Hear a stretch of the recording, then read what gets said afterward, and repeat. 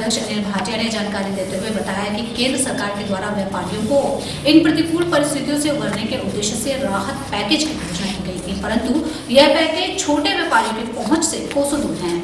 Corona काल में सभी वर्गों को विषम परिस्थितियों से गुजरना पड़ा, परंतु यदि व्यापारी वर्ग की बात की जाए तो व्यापार के क्षेत्र में वर्तमान में भी भारी गिरावट देखने को मिल रही है। इसी संदर्भ में जानकारी देते हुए हरियाणा प्रदेश व्यापार मंडल के यमुनानगर जिला अध्यक्ष अनिल भाटिया ने जानकारी देते हुए बताया कि केंद्र सरकार के द्वारा व्यापारियों को इन प्रतिकूल परिस्थितियों से उभारने के उद्देश्य से राहत पैकेज की घोषणा की गई थी, परंतु यह राहत पैकेज छोटे व्यापारियों की पहुंच से कोसों दूर नजर आ रहा है। वित्त मंत्री के द्वारा राहत पैकेज की घोषणा से देश भर के कारोबारियों में गुस्सा है। व्यापारियों को राहत पैकेज का 1 रुपया भी नहीं मिल पाया। भाटिया ने कहा कि अभी कुछ दिन पूर्व वित्त मंत्री निर्मला सीतारमण द्वारा घोषित किए गए तीसरे प्रोत्साहन पैकेज से देश भर के व्यापारी निराश हैं। इन तीनों पैकेज में से व्यापारी वर्ग के पास कोई राहत नहीं पहुंच पाई है। अनिल भाटिया ने बताया कि भारत के प्रधानमंत्री नरेंद्र मोदी द्वारा चलाई गई मुहिम लोकल पर वोकल इन परिस्थितियों में विपरीत नजर आ रही है। भारत के व्यापारियों से अधिक लोकल और कौन हो सकता है, जो देश के 135 करोड़ लोगों से सीधे तौर पर जुड़ा है। उन्होंने कहा कि मोदी सरकार ने हजारों करोड़ रुपए के राहत पैकेज का ऐलान किया था, परंतु भारत के व्यापारियों को राहत पैकेज की आड़ में घोर उपेक्षा का सामना करना पड़ रहा है। व्यापारी प्रतिवर्ष 60 लाख करोड़ से अधिक का वार्षिक कारोबार कर रहे हैं और किसी भी महामारी या प्राकृतिक आपदा के मामले में हमेशा सबसे आगे रहते हैं। व्यापारिक वर्ग कोरोना महामारी से सबसे अधिक पीड़ित हैं और प्रोत्साहन पैकेज की सबसे पहले की गई घोषणा के बाद से ही सरकार से किसी तरह की राहत पैकेज की उम्मीद कर रहे थे, परंतु यह पैकेज धरातल पर न उतरकर केवल मात्र फाइलों तक सीमित रह गया है। उन्होंने कहा कि इस प्रकार की कार्यशैली निश्चित ही व्यापारियों के साथ सौतेला व्यवहार जैसा सिद्ध हो रहा है और यदि यही परिस्थितियां रही तो व्यापारी को अपनी रणनीति तैयार करनी होगी। भाटिया ने कहा कि राहत पैकेज में विशेष रूप से एमएसएमई के तहत व्यापारियों को बिना गारंटी के बैंकों से लोन की सुविधा उपलब्ध करवाने की बात भी कही गई थी, परंतु आज व्यापारी सरकारी बैंकों में जाकर जब इस योजना के बारे में बात करते हैं तो बैंक अधिकारी गारंटी मांगते हैं। उन्होंने कहा कि सरकार को देश की अर्थव्यवस्था की रीढ़ की हड्डी कहे जाने वाले व्यापारियों की ओर ध्यान देना होगा, अन्यथा व्यापारी वर्ग एक बड़े आंदोलन के रूप में सरकार के समक्ष चुनौती खड़ी कर सकते हैं। हरियाणा प्रदेश व्यापार मंडल के तत्वाधान में भविष्य में राहत पैकेज से संबंधित रणनीति तैयार की जाएगी तथा इसे मौजूदा सरकार के संबंधित विभागों के समक्ष रखा जाएगा।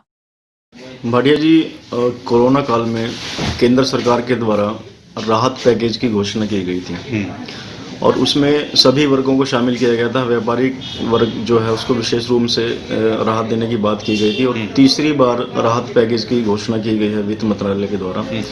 तो आप हरियाणा प्रदेश व्यापार मंडल के जिलाध्यक्ष हैं यमुनानगर के, तो इस विषय में क्या कहना चाहेंगे? जो राहत पैकेज केंद्र सरकार के द्वारा व्यापारियों को दिया गया है या घोषणा की गई है, तो वो कहाँ तक वास्तविक रूप से सफल मानते हैं आप उसको? देखिए, हम लोग सेंट्रल गवर्नमेंट, स्टेट गवर्नमेंट से देखते आ रहे हैं कि इन्होंने राहत पैकेज की घोषणाएं कर रहे हैं। 5 घोषणाएं कर चुके हैं, जिसमें 3 घोषणाएं ऐसी थी जिसमें व्यापारियों को बेनिफिट्स मिलने चाहिए थे। मगर बड़ा दुख होता है कि हमारी गवर्नमेंट की पॉलिसियों को देखते हुए कि पॉलिसियाँ अनाउंस की जाती हैं, नीचे तक आम व्यापारी तक पॉलिसी नहीं पहुंच पाती। मैं जहाँ तक देख रहा हूँ कि व्यापारी तक 3 राहत पैकेज में से एक राहत पैकेज में थोड़ी मदद पहुँची व्यापारी को, जिसमें गवर्नमेंट ने 29 फरवरी के जो उनके लोन से उसको 20% का उन्होंने एक्स्ट्रा लोन दिया गया था, जिसके ऊपर गवर्नमेंट ने बोला था उसकी सिक्योरिटी सेंट्रल गवर्नमेंट देगी, व्यापारी की सिक्योरिटी नहीं होगी और नॉर्मल रेट के ऊपर, इंटरेस्ट के ऊपर दिया जाएगा। मगर जब बैंक से व्यापारी ने लोन लेने के लिए बात की गई तो बैंक ने बिना सिक्योरिटी लोन देने से मना कर दिया। जो व्यापारियों के से सिक्योरिटी ली गई, सिक्योरिटी लेके लोन दिया गया। अब एक गवर्नमेंट एक पॉलिसी अनाउंस कर रही है और जो हमारे बैंक की जो है उस पॉलिसी को मान नहीं रहे हैं। अब इसका विरोध किया जाए, कहाँ तक विरोध किया जाए? हम लोग रोज भी विरोध करते रहे, गवर्नमेंट के खिलाफ बोलते रहे, अच्छी बात नहीं है। और गवर्नमेंट को ये देखना चाहिए कि जाके जमीनी वर्ग के ऊपर क्या इसका असर हो रहा है। और मैं उम्मीद करता हूँ गवर्नमेंट जो पैकेज कर रही है, अनाउंसमेंट कर रही है, उसको जो छोटे छोटे व्यापारी है वहाँ तक पहुँचे। वहाँ तक नहीं पहुँच पा रहा, वो तो ऊपर रहता है, व्यापारी को समझ नहीं आ पाती पॉलिसी के क्या मिला है।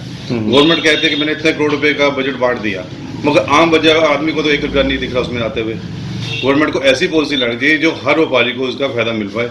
व्यापारी कोरोना वायरस से खूब परेशान है, गवर्नमेंट के साथ भी खड़ा है, मगर कब तक खड़ा रहेगा जब तक उसको नहीं सपोर्ट मिल पाएगी।